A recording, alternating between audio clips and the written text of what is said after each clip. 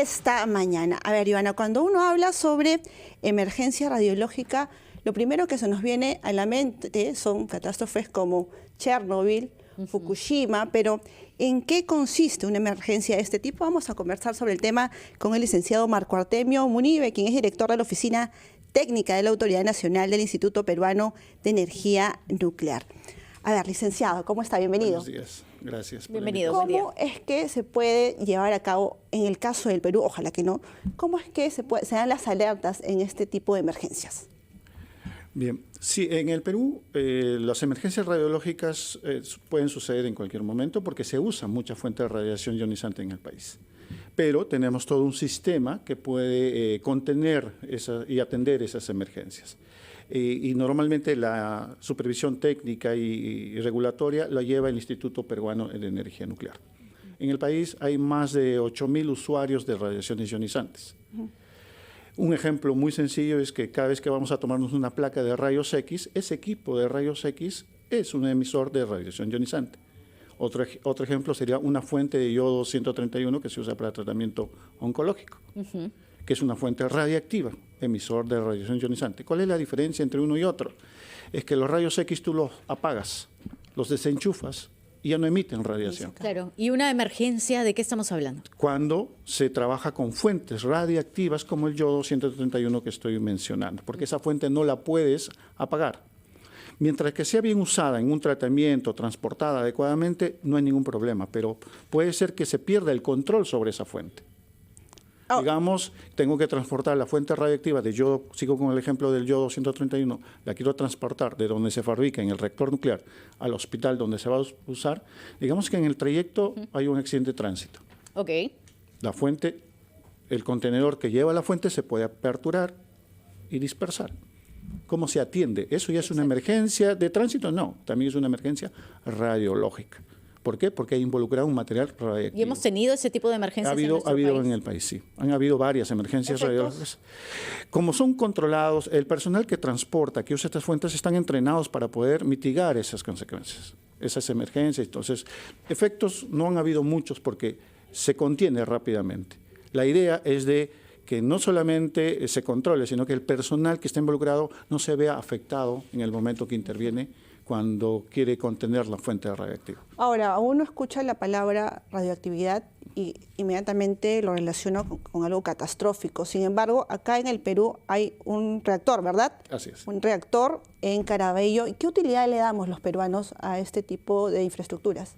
Bueno, el Perú tiene el centro nuclear de Huarancal, que es el Óscar Miroquesa Raxo, donde tenemos varias instalaciones. La principal instalación es el reactor nuclear de potencia de 10 megavatios. Su uso principalmente a la fecha son dos: el de producir radiofármacos, como el yodo 131, y el de poder hacer investigación para desarrollar nuevas técnicas. Aprovechar la energía que se produce ahí para hacer investigación. Entonces, de varios tipos.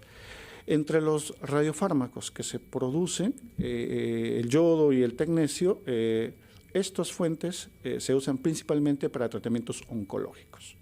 Se inyecta el material radioactivo en personas para ver cómo este material radioactivo se distribuye en el cuerpo y donde se localiza, donde se concentra, es un potencial lugar donde puede haber un tipo de melanoma. ¿Y qué tipo de seguridad existe ya en este lugar? Hablemos propiamente de lo que pasa en Caraballo, ¿no? ¿Qué medidas se tiene que tener no solo en este lugar como infraestructura, sino también quizá en las viviendas aledañas? Ya. El centro nuclear de Huarangal, que está a 11 kilómetros del óvalo de Puente Piedra, tiene una infraestructura bastante robusta. El reactor ha sido diseñado para soportar cualquier incidente radiológico y físico. Por decirle, el reactor nuclear donde se hace esa fabricación que le estoy mencionando tiene un domo de concreto muy grande que puede soportar hasta el impacto de un avión.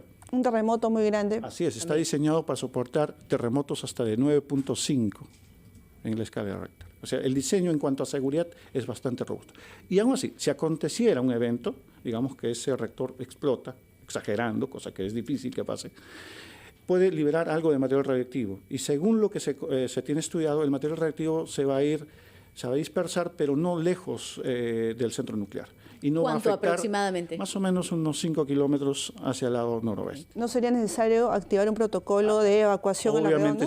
Obviamente, si aconteciera ese evento, sí hay protocolos especiales para hacer evacuaciones, retirar el personal de forma adecuada, proteger a la población aledaña. Nuestra población más cercana es el pueblo de San Pedro de Caraballo, entonces que está a algunos kilómetros, pero ellos también son entrenados, esa población también es comunicada sobre los riesgos a los cuales se podrían exponer en caso de un incidente o una emergencia radiológica en el reactor nuclear. Marco, ¿a qué nos referimos cuando decimos fuentes de radiación extraviadas o los podemos escuchar, ¿no? O sustraídas? Sí, a ver, les mencionaba que en el país se usa mucho las fuentes de radiación ionizante.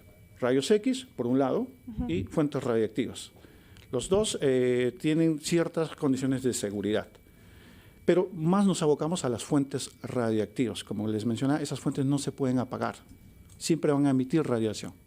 Entonces, puede darse el caso que las fuentes salen de control regulador.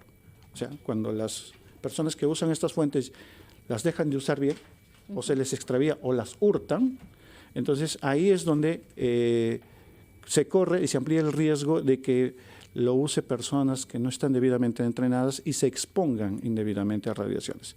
Si estas personas se exponen indebidamente a las radiaciones, pueden tener complicaciones a su salud bastante severas.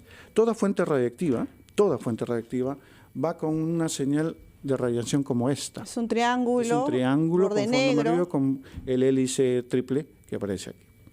Entonces, esta fuente este símbolo de radiación es una señalética que nos garantiza a nosotros de que por lo menos esa fuente va a ser fácilmente identificada.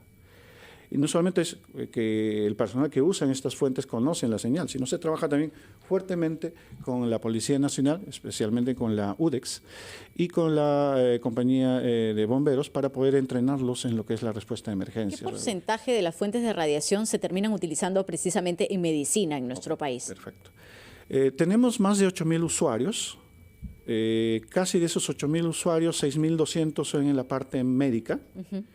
Pero de esos 6.200 casi estamos hablando de 175 instalaciones que usan material radioactivo, específicamente en medicina nuclear y radioterapia, ambos para tratamiento oncológico. 70, 80%, ¿cuánto significa esto aproximadamente? 80% estamos hablando de 6.400 usuarios de radiaciones ionizantes en el país, en la parte médica. El resto es para la parte industrial. Licenciado, ¿por qué es importante que continúe la investigación en el Perú en términos de energía nuclear?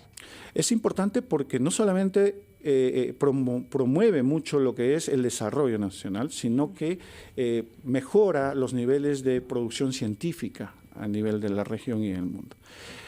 Todos sabemos de que tenemos gran variedad de papa en el país, ¿sí? Pero mucho de esa investigación de las papas ha tenido algo relacionado con la irradiación, porque se ha tenido que irradiar algunos productos para mejorarle su productividad o evitar el brote. Entonces nadie sabe ahí, por ejemplo, que ahí cuando se irradia una papa se está usando radiación ionizante.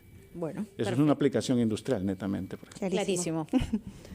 Muchas gracias, licenciado Marco Artemio Munive, director de la Oficina Técnica de la Autoridad Nacional OTAN del Instituto Peruano de Energía Nuclear, por sus siglas IPEN. 8:45, gracias por estar en Ampliación de Noticias. Gracias Nos vamos.